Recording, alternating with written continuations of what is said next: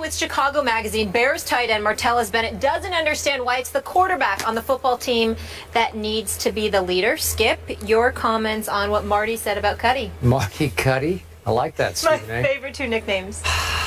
My comment on what Martellus said about Jay Cutler is that Martellus, Stephen A., tiptoed right to the edge of ripping his quarterback for a lack of leadership and stopped short because he knows that Cuddy throws Marty lots of nice passes, throws him the sugar, if you will, and they do have a good wavelength and a good rapport. So I think Martellus knows exactly what Jay is and isn't. I've never said he was a leader. Jay Cutler lives in his own world. He only cares about Jay Cutler. He has enough trouble leading Jay Cutler, let alone trying to lead the rest of the football team. Well, you can sit there and say he's ripping the quarterback. I just think he's speaking fact. He understands that in a great sports town like Chicago, they have a leaderless quarterback situation. And that's really what this comes down to. We all know that Jay Cutler's a joke. We all know that he has no business being a quarterback in Chicago. We all know that he's only still there because somebody, I think it was Phil Emery, was stupid enough to overpay him and place his faith in the franchise in this man's hands. We all know this. We all know that Jay Cutler, the only time we've seen him smile was when he was signing his contract for the media to see. He basically looked everybody in the face and said, I hoodwinked all of y'all. I got my money, and we all know I didn't deserve it. This is what the situation is with Jay Cutler. He's never going to change, Skip. He's going to be the same old way, Skip. That's just the way that it is, and there's no way around it. He can play, he can throw, but he doesn't care. Yeah. He's leaderless. He's devoid of leadership ability. And that's it. I'll let you get away with that, but not joke. He is not a joke. And I'm speaking as a Vanderbilt graduate. But I'm not talking about a talent. The joke did throw that team all the way to the NFC Championship game. Am I right about that? Really? Well, one he did. One playoff appearance in 9 years. Well, really? That's what you're going to bring up? He did make a dead clock is right twice a day. How many times I got to tell you this stuff? It's ridiculous. Don't get me started. I've been in a good mood, Skip. I've been in a good mood until you brought that subject up. First it was the Knicks, but I let that slide. I didn't fall for that. But this is going too daggone far, okay? He's never going to change, Skip. He's going to be the same old way, Skip. This is who he is. It's who he is. He is not a person that is going to step up and do what's necessary to lead any team to victory. He's a dude that's going to steal money. He should be arrested for theft. Okay? Don't get me started with him. Okay, wait a second. Does Kobe Bryant steal money? Because I don't think Kobe's much of a leader, right? Kobe, excuse me. What?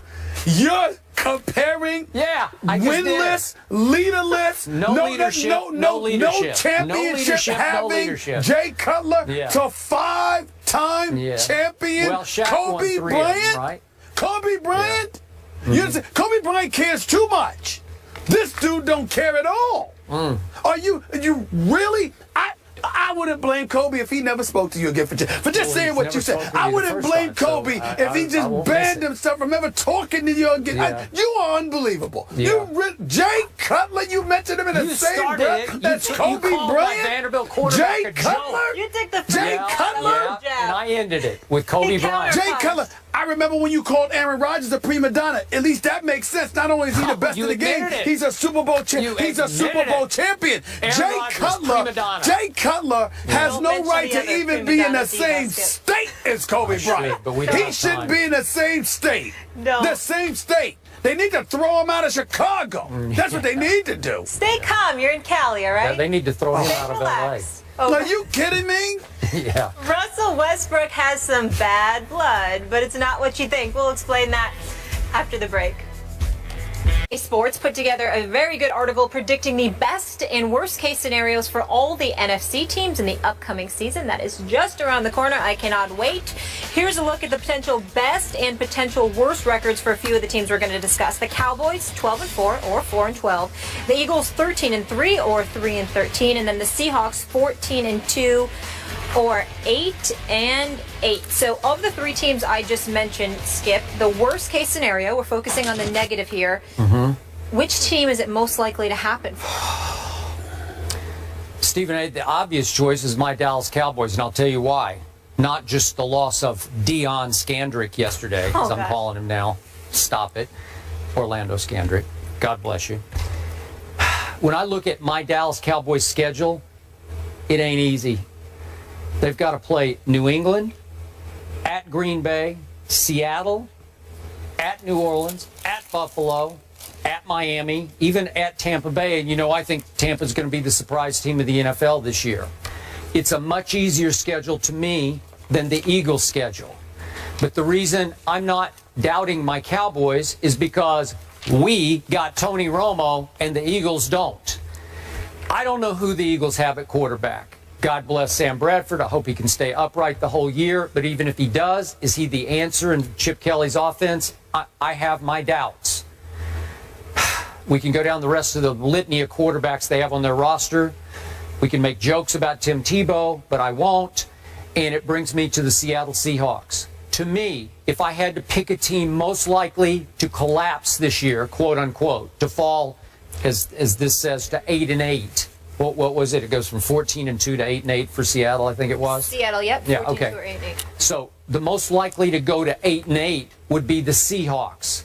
Super Bowl loser syndrome. What you have talked about the whole offseason. The internal dissension over the decision to throw the football instead of handing to beast mode on the final play of the Super Bowl. That can have a lingering effect on a team with so many strong personalities in the locker room. Now, I'm just doing worst case here, but we know Cam is holding out. That can have a negative impact on a team and on a player when he finally does sign, report, whatever he's going to do. He could be behind and get off to a bad start.